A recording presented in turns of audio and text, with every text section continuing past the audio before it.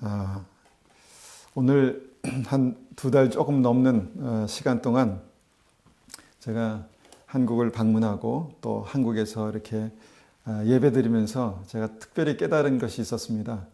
그것은 뭐냐면 우리가 교회에서 예배드리는 것이 너무너무 소중합니다. 그런데 교회가 무엇인가? 그것은 성도들이 예수님의 이름으로 모인 곳이 교회고 주님 앞에 정말 믿음으로 예배드리는 곳이 교회구나라는 생각을 할 수 있었습니다. 제가 여러 곳에서 설교를 준비하고 또 말씀을 전할 때마다 주님께서 큰 은혜를 주셨습니다. 물론 여러 가지로 좀 열악한 상황들이 있었지만 그 가운데에서도 주님 주시는 말씀이 있었고요. 그 가운데서도 주님께서 역사하시는 은혜가 있었습니다. 특별히 오늘 이제 교회에 와서 이렇게 예배를 녹화할 때 주님께서 저에게 주시는 특별한 은혜가 있습니다. 그것은 뭐냐면 하나님께서 많은 믿음의 성도들을 붙여서 함께 기도하게 하시는구나. 또 제가 말씀을 전할 때마다 참 목이 잠겨서 이게 큰 영적인 싸움이었거든요. 그러니까 목이 잠겨서 말이 안 되는 거예요. 그래서 제가 정말 많이 기도하고 참 너무너무 힘들고 그랬는데 오늘 목이 괜찮습니다. 좋습니다. 그래서 그런 걸 보니까 성도님들께서 저를 위해서 기도해 주셨구나라는 것을 깨달을 수 있었습니다. 오늘 함께 나눌 말씀의 제목은요. 하나님께서 정하신 절대적인 선입니다. 하나님께서 정하신 절대적인 선입니다. 오늘 말씀은요, 특별히 제가 이제 사랑하는 귀한 성도님 가정과 함께 여러 가지 대화를 하면서 성령께서 그 대화 가운데 깨닫게 해 주신 것을 정리해서 이제 오늘 말씀으로 그렇게 전하는 것입니다. 오늘 본문으로 창세기 3장 1절 말씀을 보시겠습니다. 창세기 3장 1절입니다. 창세기 3장 1절에서 5절까지의 말씀입니다. 받들어 읽겠습니다. 그런데 뱀은 여호와 하나님이 지으신 들짐승 중에 가장 간교하니라. 뱀이 여자에게 물어 이르되 하나님이 참으로 너희에게 동산 모든 나무의 열매를 먹지 말라 하시더냐. 여자가 뱀에게 말하되 동산 나무의 열매를 우리가 먹을 수 있으나 동산 중앙에 있는 나무의 열매는 하나님의 말씀에 너희는 먹지도 말고 만지지도 말라. 너희가 죽을까 하노라 하셨느니라. 뱀이 여자에게 이르되 너희가 결코 죽지 아니하리라. 너희가 그것을 먹는 날에는 너희 눈이 밝아져서 하나님과 같이 되어 선악을 알 줄 하나님이 아심이니라. 지난주에도 이 본문을 가지고 제가 말씀을 전했죠. 오늘 다시 말씀을 읽는데 그 말씀 가운데 은혜가 있습니다. 여러분, 이 말씀을 읽는 가운데 여러분의 머릿속에 몇 가지 질문이 그렇게 생기지 않습니까? 저는 말씀을 읽을 때마다 여러 가지 질문들이 많이 생기거든요. 그 중에 이런 질문들이 이제 있습니다. 하나님께서는 왜 에덴 동산에 뱀이 살도록 허락하셨나? 입니다. 자, 뱀은 단순한 뱀이 아니죠. 우리가 뱀을 이제 이 사단, 마귀인 것을 압니다. 그런데 하나님께서 에덴 동산에 그것을 왜 허락하셨나? 입니다. 왜 허락하셨을까요? 하나님의 능력으로 그것을 막을 수 있었는데 왜 허락하셨을까요? 또한 두 번째 질문이 이것입니다. 하나님은 뱀이 하와를 속이며 거짓말할 때 그 사실을 보고 계시지 않았을까입니다. 그러니까 뱀이 하와를 속이면서 거짓말할 때 하나님께서 그 상황을 보고 계시지 않았을까요? 어떻습니까? 하나님께서 정말 무소부재하시고 어디나 계시고 역사하시는 하나님, 정말 모든 것을 감찰하신 주님께서 그것을 안 보고 계셨을까요? 분명히 보고 계셨을 것입니다. 하나님께서는 졸지도 주무시지도 않는다 이렇게 말씀하시잖아요. 주님께서 분명히 그 상황을 보고 계셨다는 것이죠. 우리 하나님 전지전능하신 분 아니겠습니까? 우리의 삶을 주장하시고 인도하시는 분이 하나님이십니다. 그런데 뱀이, 마귀가 하나님 몰래 그런 일을 할 수 있었을까 과연? 여러분 어떻게 생각하십니까? 정말 뱀이, 마귀가 하나님 몰래 그 일을 할 수 있었을까요? 저는 믿음으로 확신합니다. 하나님께서는 이 모든 사실을 보고 알고 계셨다는 것입니다. 여러분, 하나님은요, 뱀을 만드셨습니다. 뱀을 만드셨습니다. 하나님은 왜 그 위험한 뱀을 아담과 하와와 함께 에덴 동산에 살도록 허락하셨을까? 여기서는 굉장히 그 성경에 특별한 어떤 그 설명이 없기 때문에 여러 가지 생각을 하게 합니다. 그런데 우리가 하나님을 신뢰하기 때문에 어느 정도의 답은 얻을 수 있죠. 여러분, 하나님은 뱀이 하와를 속이는 그 순간을 보고 계셨다는 것입니다. 그렇다면 중요한 것은 왜 그냥 보고 계셨을까입니다. 이것이 오늘 믿음의 핵심을 이해하는데 너무 중요한 문제이기 때문에 먼저 말씀드립니다. 자, 믿음의 핵심, 오늘 말씀드릴 믿음의 핵심을요, 세 가지로 한번 제가 말씀드리고 싶습니다. 첫 번째는요, 믿음은 100% 나의 선택이라는 것입니다. 여러분, 이것을 우리가 신학적인 용어로 자유의지라고 그렇게 말하죠. 믿음은 자유의지입니다. 100% 나의 선택입니다. 여러분, 구원받는 믿음은요, 절대로 강제가 아니라는 것입니다. 하나님께서 힘으로, 능력으로, 억지로 우리에게 믿음을 집어넣어서 너 안 믿으면 죽어라고 하신 게 아니라는 것이죠. 믿음은 100% 나 스스로의 판단과 선택입니다. 그것이 동산 중앙에 영생을 사는 생명나무와 먹으면 죽는 선악과를 동산 중앙에 만드신 이유라는 것입니다. 여러분, 완전히 반대가 되는, 그래서 너무 상징적인 이 두 그루의 나무, 생명나무와 선악과, 그 핵심이 무엇입니까? 생명과 죽음의 선택은요, 100% 나의 판단과 선택에 달렸다는 것입니다. 이것이 하나님께서 허락하신 믿음이고 영생을 얻는 구원의 진리입니다. 그래서 믿음은요, 하나님의 강요가 절대로 아닙니다. 믿음은 복음을 듣고 내가 결정하는 것입니다. 내가 주님을 나의 구주로 영접하는 것입니다. 억지로가 아니라 나의 선택으로 주님을 나의 구주로 영접하는 것이 믿음입니다. 이것이 자유의지이지요. 우리가 이런 생각을 가지고 두 번째로 우리가 또한 이 말씀을 통해서 이해할 수 있는 것이 있습니다. 그것은 뭐냐면 믿음은 이해나 설득이 아니라는 것입니다. 그래서 믿음은 이해나 설득이 아닙니다. 그럼 뭡니까? 믿음은요, 하나님 사랑에 대한 100%의 신뢰, 믿음입니다. 하나님 사랑에 대한 100% 신뢰, 다시 말해서 믿음이죠. 그래서 믿음은 이해나 설득이 아니라는 것입니다. 왜 하나님은 선악과를 만드신 이유에 대해서 아담과 하와에게 자세히 설명해 주지 않으셨을까요? 여러분, 하나님께서 좀 더 자세하게 내가 왜 이것을 만들었고 이것을 왜 먹으면 안 되고 이것이 여기에 존재해야 되는 그 이유에 대해서 좀 더 자세하게 풀어서 설명해 주셨으면 얼마나 좋을까, 이런 생각을 해보지 않으셨습니까?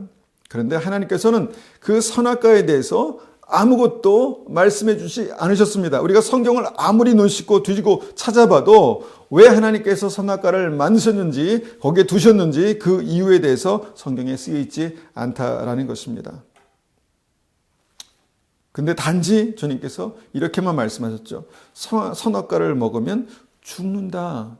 선악과를 먹으면 죽는다. 여러분, 먹으면 죽는 것을 먹겠습니까? 안 먹죠. 이거 먹으면 죽는다라는 그 하나님의 말씀을 믿으면 먹겠습니까? 안 먹죠. 단지 그것을 말씀하셨습니다. 무엇입니까? 하나님에 대한 100% 신뢰가 믿음의 전제라는 것입니다. 왜 선악과를 만드셨는지, 먹지 못하는 그것을 왜 동산 중앙에, 그것도 가장 중요한 생명나무 옆에 두셨는지, 왜 그것을 또한 보암직하고 먹음직스럽게 만드셨는지, 좀 그렇게 보기 싫고 막 역겹고 그렇게 만들어 두셨으면 안 먹지 않았겠습니까? 그런데 그것을 모른다는 것입니다. 그냥 하나님을 신뢰함으로 먹으면 죽는다고 말씀하셨으니까 먹지 말아야 된다는 것이죠. 여러분, 이렇게 성경에는요, 하나님께서 선악과를 만드신 그 이유와 여러 가지 자초지종에 대한 설명이, 그러니까 하나님께서 이것을 이해시키려는 그런 흔적이 전혀 없습니다. 그냥 먹지 말라는 명령만 있을 뿐이죠. 하나님께서 어떤 설득도 하지 않으셨습니다. 제발 이거 먹지 마라, 먹으면 안 된다, 이렇게 뭔가 이해하게 좀 설득력 있게 말씀하시지 않으셨다는 것이죠. 먹지 말라라는 명령만 하셨다는 것입니다. 그래서 이 사실을, 하나님을 신뢰함으로 이 사실을 믿으면요, 그냥 안 먹으면 되는 것이었습니다. 그리고 이것이 믿음이었습니다. 그래서 믿음은 하나님에 대한 100% 신뢰다라고 그렇게 말씀드릴 수 있습니다. 그래서 한번 이것을 종합해 보면요, 하나님께서는 동산 중앙에 먹으면 죽는 선악과를 만들어 놓으셨고, 그 속이는 뱀, 간교한 뱀을 에덴에 함께 살게 하셨다는 것입니다. 그렇게 믿음으로 영생을 살 수 있는 에덴을 하나님께서 설계하셨다는 것이죠. 단 하나님께서는 이 모든 것을 미리 정하셨다는 것입니다. 여러분, 이것이 굉장히 중요합니다. 하나님께서 이 모든 것들을 어쩔 수 없이가 아니라 미리 정하셨다는 것입니다. 선악과는 먹어야 죽는 것입니다. 그냥 보거나 만지거나 그 열매를 향기를 맡는다고 죽지 않는다는 것입니다. 이것은 하나님께서 정하신 것입니다. 뱀인 간교한 방법으로 선악과를 강제로 아담과 하와에게 먹이지 못합니다. 왜냐하면 그것은 하나님께서 정하신 것입니다. 따서 갈아서 억지로 몰래 마시게 한다든가 이렇게 할 수 없는 것입니다. 왜냐하면 하나님께서 그것은 정하신 것입니다. 그냥 무섭게 위협해서 아담과 하와에게 너 이거 먹지 않으면 내가 너 죽여버릴 거야 이렇게 해서 먹을 수 있는 것이 아니라는 것입니다. 왜? 하나님께서 이미 정하셨다는 것입니다. 그렇게 하지 못하는 분명한 이유가 있는데 그것은 하나님께서 미리 선을 긋고 정하셨다라는 것입니다. 이것을 우리는 하나님께서 분명한 선을 그으셨다 이렇게 이제 표현하는 것이죠. 우리가 잘 아는 대로 뱀은 마귀입니다. 마귀는 타락한 천사입니다. 지혜가 있고요. 능력이 있습니다. 충분히 아담과 하와에게 억지로 먹일 수 있는 그런 지혜와 능력, 속여서 그냥 아주 간교하게 그냥 나도 모르는 사이에, 아담과 하와도 모르는 사이에 그냥 어떤 물에 독을 타서 이렇게 먹일 수 있는 그런 간교함이 그에게 있었다는 것입니다. 그런데 그렇게 할 수 없었습니다. 왜냐하면 하나님께서는 뱀과 아담과 하와 사이에 분명한 넘지 못할 선을 그어 주셨습니다. 이것이 하나님께서 정하신 선이다 이렇게 우리가 말할 수 있는 것입니다. 에덴 동산에는 그 선악과와 뱀이 있었지만 하나님께서 정하신 그 선에 의해서 분명히 통제되고 있었다는 것입니다. 그래서 하나님께서 에덴 동산에 분명히 정하신 선이 있다 이렇게 말할 수 있는 것이죠. 그래서 뱀은 하나님께서 정하신 선을요 마음대로 넘어갈 수 없었습니다.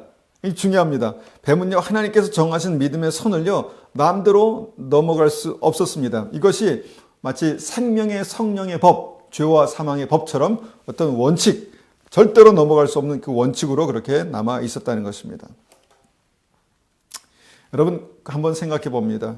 마귀는요 그렇게 태초에 에덴 동산에 있었습니다. 그런데요 그 마귀가 지금도 우리 주위에서 역사한다는 사실입니다.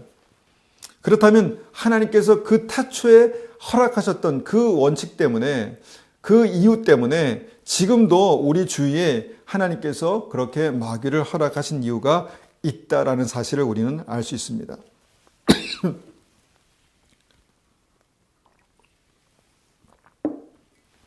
그래서 우리가 두 가지 말씀드렸지 않습니까? 그때나 지금이나 믿음은 뭡니까? 믿음은 100% 나의 선택이다라는 것입니다. 그리고 마귀에게 하나님께서 정하신 분명한 선이 있다라고 그렇게 우리가 말씀드렸죠. 그렇다면 마귀의 역사는 어떻게 이깁니까? 마귀의 역사는 분명히 나의 선택, 믿음의 선택만으로 이길 수 있는 존재입니다. 그렇지 않습니까? 마귀는요 분명히 내 믿음의 선택만으로 힘과 능력과 놀라운 지혜가 필요한 것이 아닙니다. 말씀이 분명히 기록되어 있기 때문에 그 말씀을 믿는 그 믿음으로 그냥 나의 선택을, 믿음의 선택을 하면 충분히 이길 수 있는 존재다라는 것입니다. 그리고 이 선을 우리는 마귀로부터 완전하게 지키시는 하나님의 권능이다라고 그렇게 이해할 수 있습니다. 우리를 보호하시고 우리를 지키시는 하나님의 완전하신 방어막이다 이렇게 이해할 수 있다는 것입니다. 그래서 하나님은요 이렇게 어떤 그 마귀의 역사, 마귀가 아무리 우리를 간교하게 그렇게 우리를 쓰러뜨리고 넘어뜨리려 할지라도 어떤 넘지 못할 선이 있습니다. 선이 있다는 것입니다. 우리가 욥기를 보면 이것을 더 정확하게 알 수 있습니다. 욥기 1장 말씀 봅니다. 욥기 1장 말씀입니다. 욥기 1장입니다. 1장 6절부터 12절까지 말씀을 한번 읽어보겠습니다. 하루는 하나님의 아들들이 와서 여호와 앞에 섰고 사단도 그들 가운데 온지라 여호와께서 사단에게 이르시되 내가 어디서 왔느냐? 사단이 여호와께 대답하여 이르되 땅을 두루 돌아 여기저기 다녀왔나이다. 여호와께서 사단에게 이르시되 내가 내 종 욥을 주의하여 보았느냐. 그와 같이 온전하고 정직하여 하나님을 경외하며 악에서 떠난 자는 세상에 없느니라. 사단이 여호와께 대답하여 이르되 욥이 어찌 까닭없이 하나님을 경외하리이까. 주께서 그와 그의 집과 그의 모든 소유물들을 울타리로 두르심 때문이 아니니까. 주께서 그의 손으로 하는 바를 복되게 하사 그의 소유물이 땅에 넘치게 하셨음이니이다. 이제 주의 손을 펴서 그의 모든 소유물을 치소서. 그리하시면 틀림없이 주를 향하여 욕하지 않겠나이까. 여호와께서 사단에게 이르시되 내가 그의 소유물을 다 내 손에 맡기노라. 다만 그의 몸에는 내 손을 대지 말지니라. 사단이 곧 여호와 앞에서 물러가니라. 자, 이 말씀을 오늘 핵심 주제를 통해서 한번 정리해 보면요. 첫 번째, 사단은 에덴에서처럼 하나님 주위에 있었다는 것입니다. 그러니까 에덴에서처럼 그 욥의 주위에 사단이 있었다는 것이죠. 7절 보니까 여호와께서 사단에게 이르시되 내가 어디서 왔느냐. 사단이 여호와께 대답하여 이르되 땅을 두루 돌아 여기저기 다녀왔나이다. 이 사단의 어떤 그 활동이 이제 있었다는 것입니다. 그래서 사단은요, 하나님 주위, 그 다음에 믿음의 사람 주위에 그렇게 있습니다. 그런데 하나님의 권위 아래, 권세 아래 있는 것이죠. 두 번째, 이 말씀을 통해서 볼 수 있는 것이 무엇입니까? 에덴에서처럼 사단은 사단의 일, 사단의 역할이 있었다는 것입니다. 그러니까 사단의 일, 사단의 역할, 사명이 있었다는 것이죠. 자, 에덴에서 사단의 역할이 뭔가요? 아담과 하와에게 자유의지를 허락하신 믿음입니다. 그러니까 아담과 하와가 하나님을 믿고 그 말씀을 믿어서 아무리 정말 다른 옵션, 그 사단이 정말 하나님의 말씀에 대적하는 다른 이야기를 할지라도 내가 그것을 뿌리치고 하나님의 말씀을 선택할 수 있는 그 믿음 때문에 정말 이 에덴 동산에 사단이 있었다는 것이죠. 즉 스스로 선택하게 하시는 믿음을 위해서 사단이 존재했다는 것입니다. 그리고 여기 욥기에서도 마찬가지입니다. 말씀 보면 사단이 욥에게 고난을 주지만 그 고난에도 불구하고 욥은 끝까지 하나님을 선택하는 믿음을 지킵니다. 욥기를 계속해서 읽어보면 그 끝까지 하나님을 선택하는 믿음을 지키죠. 결국 사단은 욥의 믿음을 온전하게 하기 위한 그런 존재였다는 것입니다. 그러니까 욥의 믿음을 더 온전하게, 욥이 더 깊이 회개하고 말씀 위에 믿음 위에 설 수 있는 그런 일들의 조력자가 됐다는 것입니다. 오히려 사단이. 물론 그가 그렇게 의도한 것은 아니었겠죠. 그런데 하나님의 통치 가운데 사단이 그렇게 사용됐다는 것입니다. 그런데 여기서 마지막 중요한 사실이 있습니다. 그 세 번째인데요. 사단은요, 완전한 하나님의 통제 가운데서만 역사했다는 것입니다. 여러분, 이거 굉장히 중요합니다. 사단은요, 하나님의 완전하신 통제 가운데서만 역사합니다. 12절 봅니다. 여호와께서 사단에게 이르시되 내가 그의 소유물을 다 내 손에 맡기노라. 다만 그의 몸에는 손을 대지 말지니라. 사단이 곧 여호와 앞에서 물러가니라. 자, 사단에게 허락한 그 일이 있었습니다. 그것이 무엇입니까? 욥의 믿음을 단련하는, 연단하는 고난이었습니다. 이것을 하나님께서 사단에게 그냥 허락하셨습니다. 그런데 이 고난, 그 연단이 무제한, 무한정이 아니었다는 것입니다. 분명히 넘지 말아야 할 선이 있었습니다. 무엇입니까? 그의 몸에는 손을 대지 말라였습니다. 그러니까 마귀의 역사는요, 하나님의 통제 가운데, 통치 가운데 분명한 선이 있다라는 것입니다. 그 선을 넘지 못하는 그 한도 내에서 하나님께서 마귀에게 그것을 그 연단을 허락하셨다는 것이죠. 고난은 허락하지만 그의 몸에는 절대 손을 대지 말라. 그래서 절대 그의 몸에는 손을 대지 못했다라는 것입니다. 이것이 하나님의 분명한 선입니다. 선. 그래서 사단이 욥에게 고난을 주지만 그의 몸에는 절대 손을 대지 못했다는 것이죠. 그런데요, 그 다음에 사단이 다시 하나님을 찾아옵니다. 그리고 이렇게 말합니다. 욥기 2장 3절입니다. 욥기 2장 3절에서 6절까지 말씀을 봅니다. 여호와께서 사단에게 이르시되 내가 내 종 욥을 주의하여 보았느냐. 그와 같이 온전하고 정직하여 하나님을 경외하며 악에서 떠난 자가 세상에 없느니라. 내가 나를 충동하여 까닭 없이 그를 치게 하였어도 그가 여전히 자기의 온전함을 굳게 지켰느니라. 사단이 여호와께 대답하여 이르되 가죽으로 가죽을 바꾸오니 사람이 그의 모든 소유물로 자기의 생명을 바꾸올지라. 이제 주의 손을 펴서 그의 뼈와 살을 치소서. 그리하면 틀림없이 주를 향하여 욕하지 아니하겠나이까. 여호와께서 사단에게 이르시되 내가 그를 내 손에 맡기노라. 다만 그의 생명은 해하지 말지니라. 아무리 사단이 욥에게 시험을 그렇게 하고 고난을도 연단을 해도요, 욥의 믿음이 너무너무 강했습니다. 욥의 믿음이 너무너무 강해서 그 고난에도 흔들리지 않았습니다. 그런데 마귀는 조금 더 흔들면 될 것 같은 그런 생각이 있었나 봅니다. 그래서 하나님께 다시 가죠. 하나님, 정말 욥이 그렇게 하나님을 부인하지 않는 이유는요, 그의 몸이 아직도 건강하기 때문입니다. 이렇게 이제 말합니다. 그러니까 하나님께서 정하신 선이 그때까지 있었다는 것이죠. 그래서 마귀가 다시 하나님을 찾아가서 고난을 좀 더 허락해달라고 그렇게 청합니다. 그러니까 그의 몸에 병으로 그렇게 고난을 줄 수 있도록 하나님께 그렇게 청합니다. 그런데 하나님께서 그것을 허락하시죠. 왜 그랬었을까?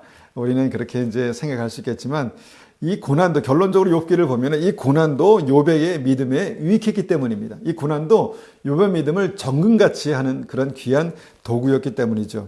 그래서 6절에 그렇게 말씀합니다. 내가 그를 내 손에 맡기노라. 그리고 하나님께서 다시 선을 정하시죠.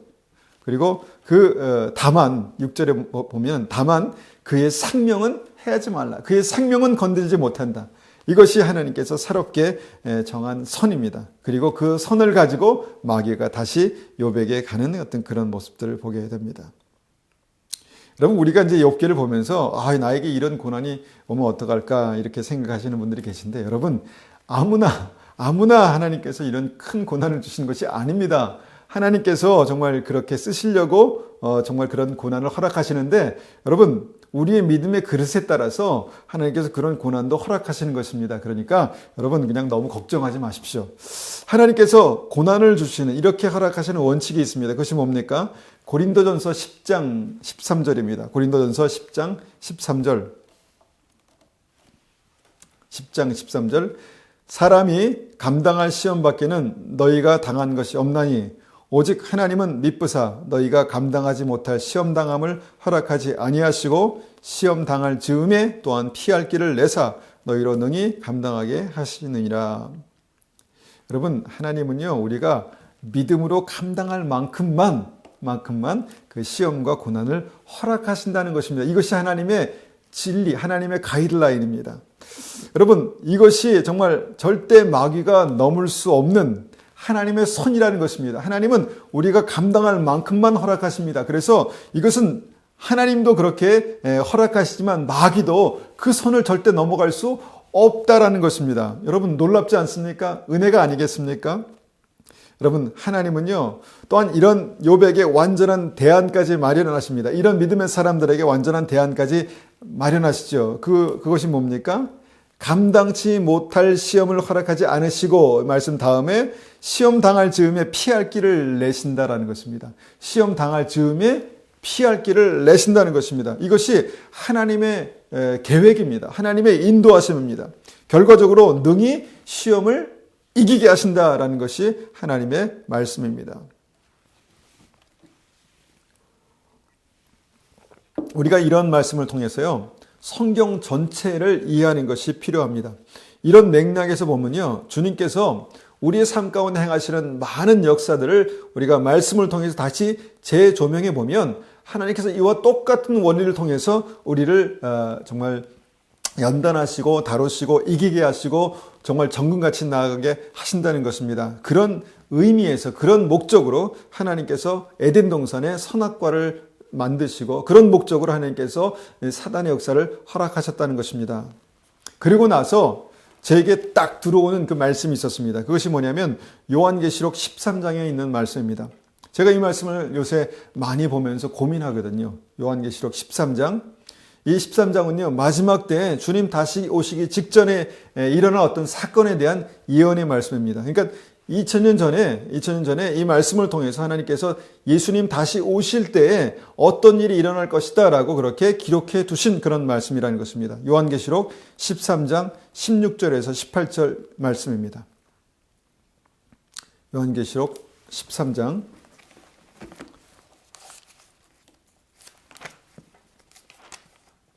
16절에서 18절 말씀입니다.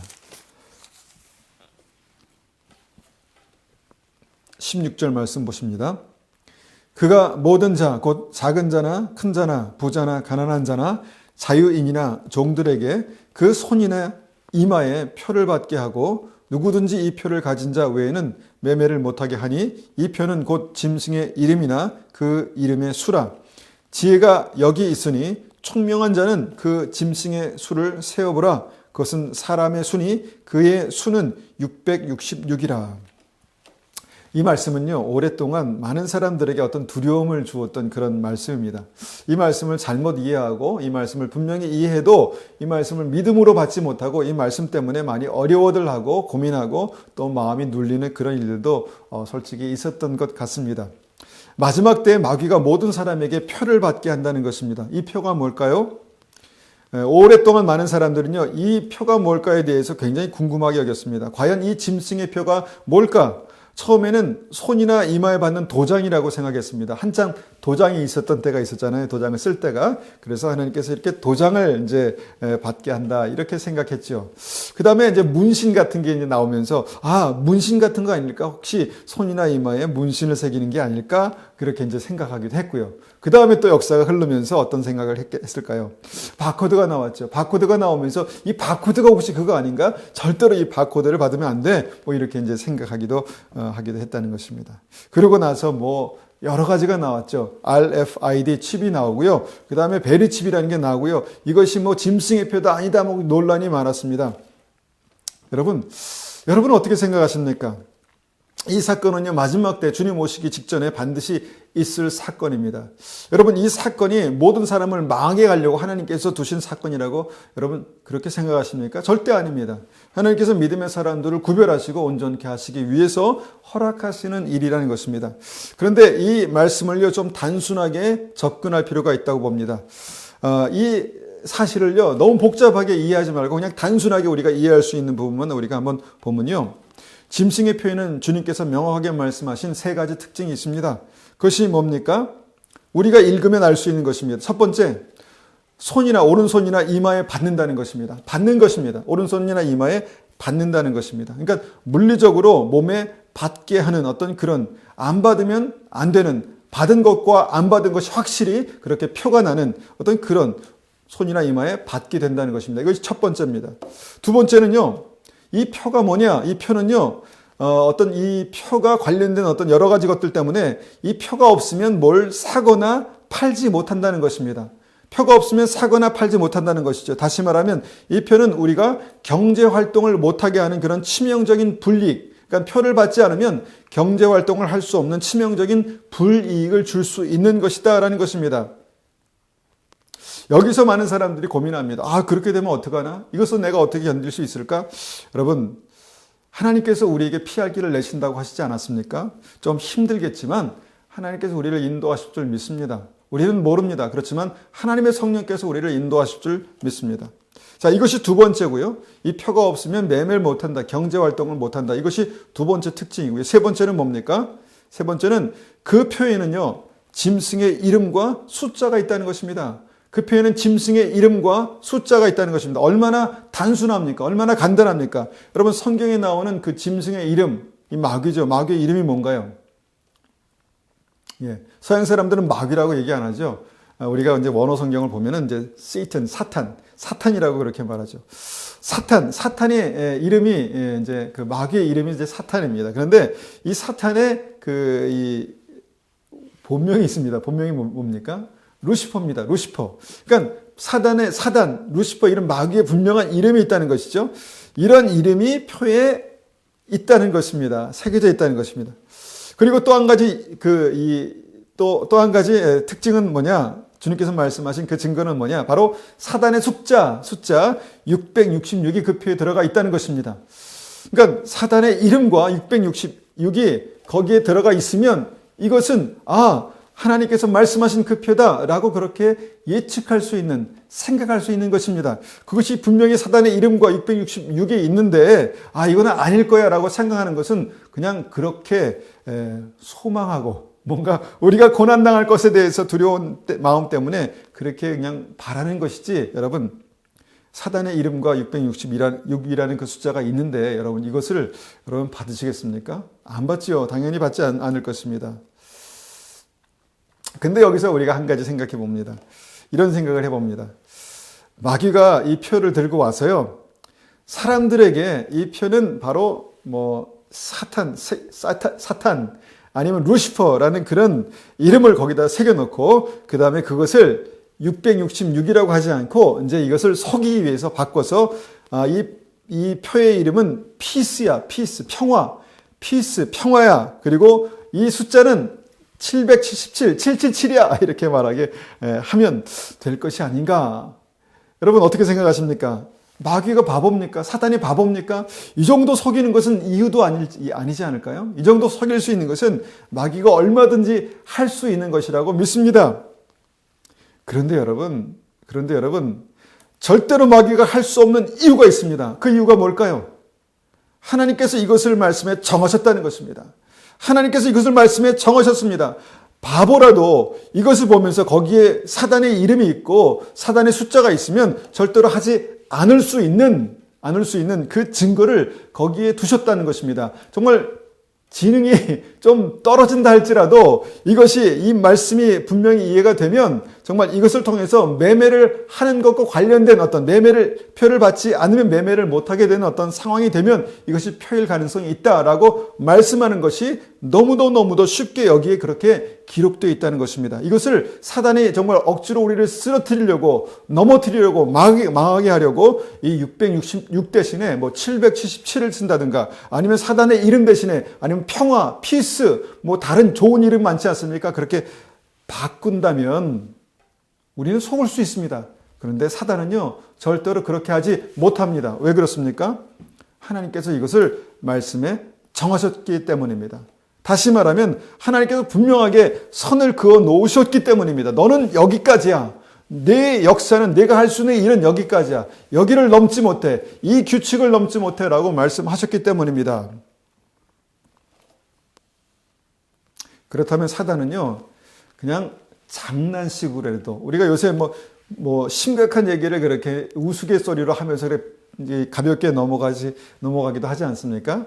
장난식으로라도 거기에 사단의 이름과 666을 붙여 놓을 것입니다. 분명히 그렇습니다.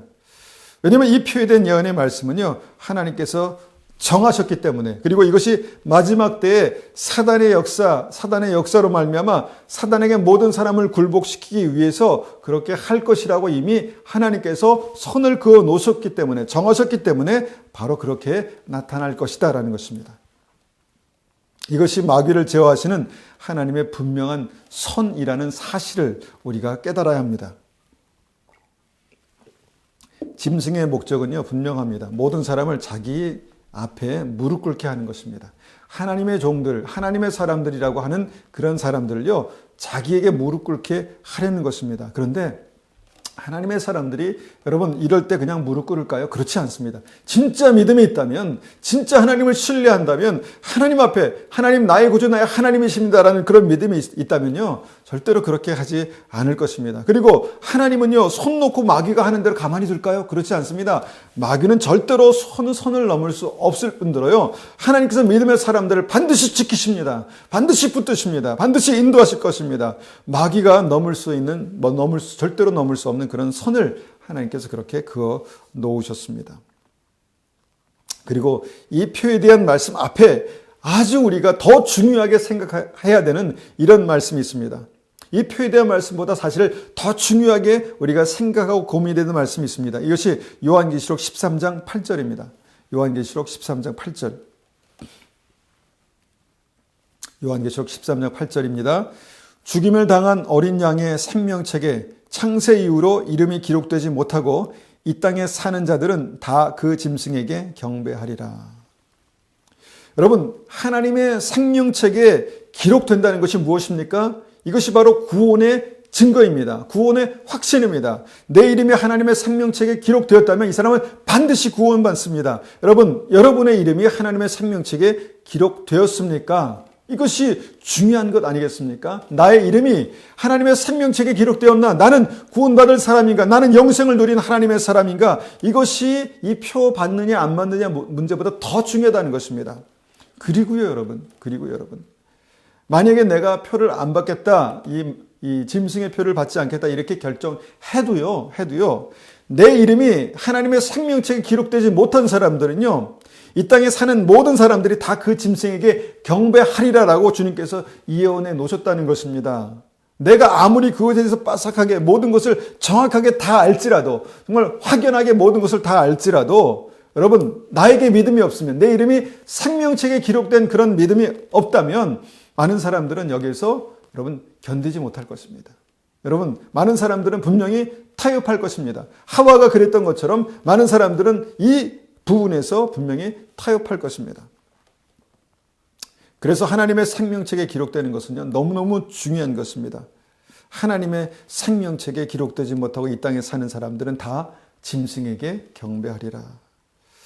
여러분, 먼저 우리가 표가 중요하죠. 근데 우리가 그 표를 우리가 좀 자세하게 그렇게 들여다보고 고민하는 이유가 무엇입니까? 바로 구원입니다. 구원의 문제입니다. 내 이름이 생명책에 기록되었나? 내가 구원받았나? 이 문제 때문에 우리가 그렇게 중요하게 집중해서 보는 것이죠. 여러분, 표를 안 받았다고 구원받겠습니까? 여러분, 믿음이 없으면 표를 안 받기가 힘들고요. 그 다음에 여러분, 믿음이 없는데 표를 안 받았다고 구원받겠습니까? 절대로 그런 일은 없습니다. 여러분, 에덴의 역사를 기억하십시오. 태초에 선악과가 있었다면요, 마지막 때에 주님 다시 오실 때 이 선악과는요, 바로 이 짐승의 표라고 저는 믿습니다. 여러분, 이것을 우리가 안다면, 우리가 이 마귀의 역사, 사단의 어떤 역사를 이기는 전략은 분명합니다. 아주 단순합니다. 선악과를 이기는 전략이 뭡니까? 선악과를 안 먹는 것입니다. 안 먹는 것이죠. 여러분, 이유가 필요한가요? 여러분, 이해가 필요합니까? 설득이 필요합니까? 믿음이 필요합니다.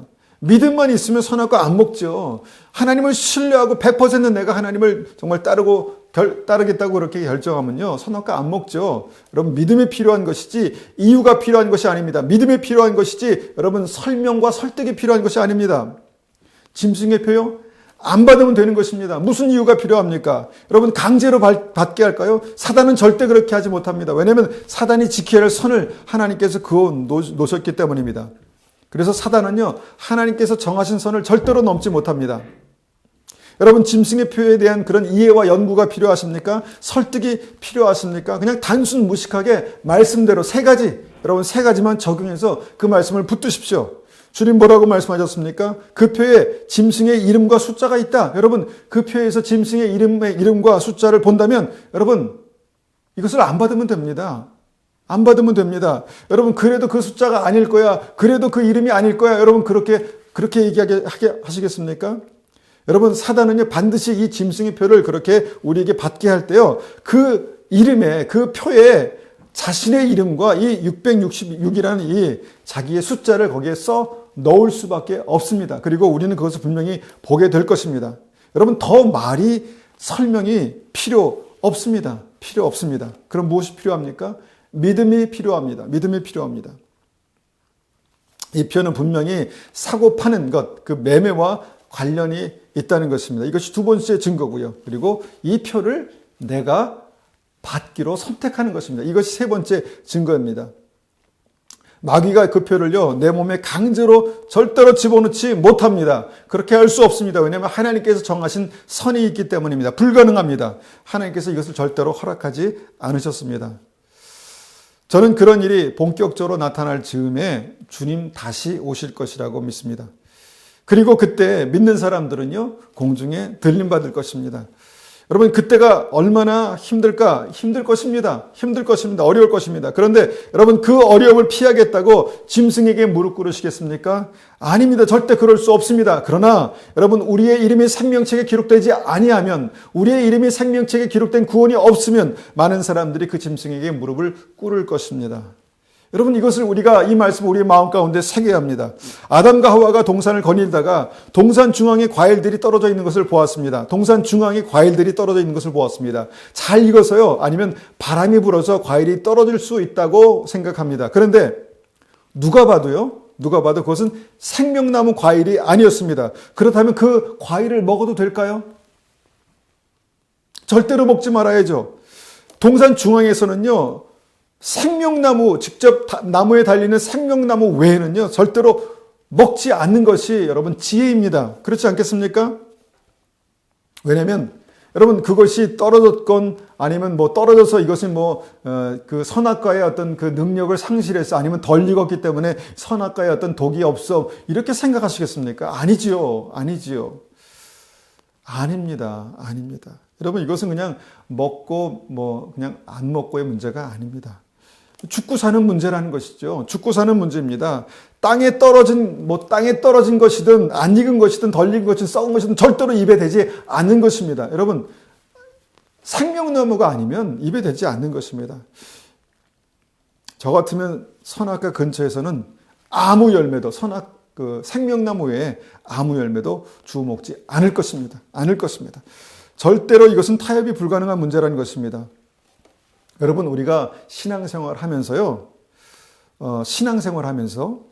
기도의 방법은 조금씩 다를 수 있습니다. 통성으로 막 기도할 수도 있고요, 방언으로 기도할 수 있고요, 또 조용히 묵상하며 기도할 수 있고, 효과적으로 자기가 하나님을 더 깊이 만나는 방법이 있겠죠. 여러분 이런 부분에 대해서는 충분히 상황에 따라서 절충이 가능합니다.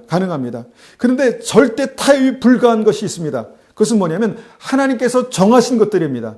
하나님께서 정하신 것, 선악과를 먹으면 이것은 절대 타협이 불가능한 것이죠. 마치 정말 이 창세기의 선악과가 있다면 계시록의 선악과 이 표가 있는데, 여러분 이 표를 받는 것은 절대로 불가한 것입니다. 안 되는 것입니다. 이것은 아닐 거야. 이것은 여러 가지 어떤 이유 때문에 하나님께서 그렇게 하시겠어. 설득이 여러분 불필요한 것입니다. 여러분 이 말씀을 듣는 지혜와 믿음이 있으시기를 축원합니다. 여러분 이 말씀을 듣는 지혜와 믿음이 있으시기를 축원합니다. 그리고 더 중요한 것은 내 이름이 생명책에 기록됐는지를 늘 확인하시기를 축원합니다. 이전에도 제가 이 말씀을 드렸죠. 하나님, 내가 어떻게 내 이름이 생명책에 기록될 수 있습니까? 예수님이 나의 구주가 되시는 것입니다. 예수님이 나의 구주가 되시는 것은 무엇입니까? 내가 예수님을 따르는 것입니다. 주님을 따라가는 자에게 주님께서 생명의 빛을 허락하신다고 말씀하셨습니다. 주님, 내가 등불이 꺼지지 않는 것이 무엇입니까? 주님 앞에 믿음을 가지고 기도하는 것입니다. 여러분, 그렇게 생명책의 이름이 여러분 지워지지 않도록, 생명책의 이름이 선명하게 나의 이름이 그렇게 기록되어 있을 수 있도록 여러분 우리가 믿음으로 날마다 그렇게 주님 앞에 간구하며 나아가시기를 축원합니다.